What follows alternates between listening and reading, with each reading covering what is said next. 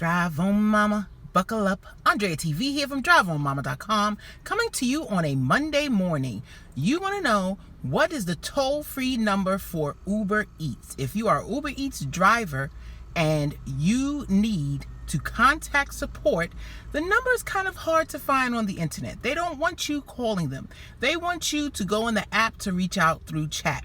But as we all know, chat requires you to text, and if you are driving, you want to call someone. So the number for Uber Eats is 1-800-253-9377. Again, for Uber Eats driver support, 1-800-253-9377. And if you are an Uber Eats customer, they can direct you to the customer side of things as well. And they'll connect you with their automated system that will get you to a rep once you say what the issue is. I needed this yesterday because I got a sweet order, a batched order for $40.03, going 6.9 miles, 2 pickups, 2 drop-offs. Of course, I accepted it immediately, not thinking something most likely is off because it is Sunday night dinner shift, and why would someone pass that up, and why is it so much? Of course, I go to the first store. They said, you're the 6th driver who's come in. That order has been left, and they were not going to remake it. So everybody goes and they cancel it, unassign, whatever you want to call it, and they move on and they don't call support. So it keeps rising and rising and rising in price until I had to call support so it can get canceled. I'll get my $3 and move on. And of course, I did cancel the second order as well. I'm not going 6 miles away just for whatever the small amount was for that regular order. But we are doing a lunch shift.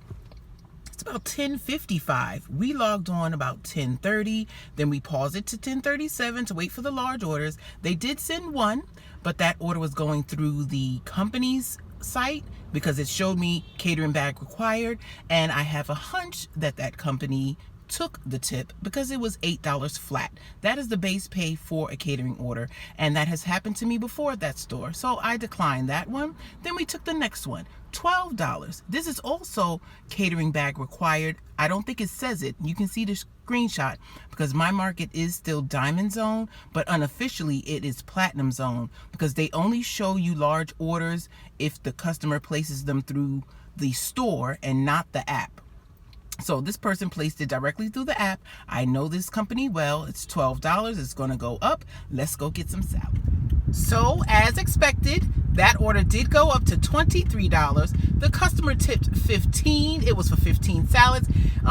Many times, as long as the order has more than 10 items, they tip 15. If it's below, they tip 10. And sometimes on small ones, when only 2 people or 3 people are eating lunch, it'll be like 6. But I'm grateful because they're right across the street. We came back and found another space on the avenue, and now we have our next $6.75 for 0.7 miles. Then they sent an add-on for $4.59 and an additional 0.3. I accepted the additional add-on before I took the screenshot, but those should be ready also. Let's go get it. And I think I know it was that store because when I came in to get that order I declined that was $8 only, it's going to a doctor's office building. And I can't say for sure, but I have never delivered a large order to that office building with all of the medical staff and there not be a tip at all. Never. It's always been at least 5, 10, something. That $8 was not going up. There was 0 tip on it. I think they took it. And I think they know I know because when I came in, she said, oh, you here for so-and-so? She know I took the one with the tip. And this poor gentleman came in behind me. They were still making it. It was 22 salads they were making for his order. And he's only going to get $8 for that. But that's how you have to learn your market, and bumps and nobody gives a class and nobody spills all the beans. You got to learn your market for yourself. But let's go get these 2 salads. Okay, in between the 2 orders, they sent us a third add-on, $8.25 for an additional 2.8 miles. I accepted it, and I also, they wanted me to go to the third store first, in between the first and second drop-offs, but I'm going to deliver to the second customer and hopefully get an add-on after I drop off because it'll free me up. Let's cross off. Well, it did free me up for a non-tipper. $2.75 for an additional 1.4 miles. We're going to go get some Greek for the tipping customer and some Mexican for the non-tipping customer. And this is one of the reasons why people like Mexican food so much. Look at this.